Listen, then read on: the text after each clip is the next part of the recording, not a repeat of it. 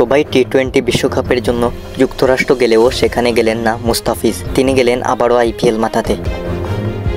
MS ধোনির চাওয়াতে আবারও আইপিএলে যোগ দিলেন কাটার মাস্টার, যার ফলে যুক্তরাষ্ট্রের বিপক্ষে প্রথম টি-20তে তাকে পাবে না বাংলাদেশ দল।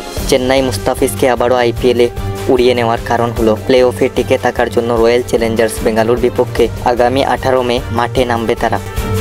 এই ম্যাচটি চেন্নাইয়ের জন্য অনেক গুরুত্বপূর্ণ। এই ম্যাচে যদি তারা হারে তাহলে আর সেমিফাইনালে উঠতে পারবে না। তাই তো তাদের বোলিং অ্যাটাক আরও শক্তিশালী করতে মুস্তাফিজকে উড়িয়ে নিয়েছে তারা। এবারের আসরে মুস্তাফিজ নিজের প্রথম ম্যাচ খেলেছিলেন রয়্যাল চ্যালেঞ্জার্স বেঙ্গালুর বিপক্ষে, আর সেই ম্যাচে করেন বাজিমাত, তুলে নেন 4 উইকেট।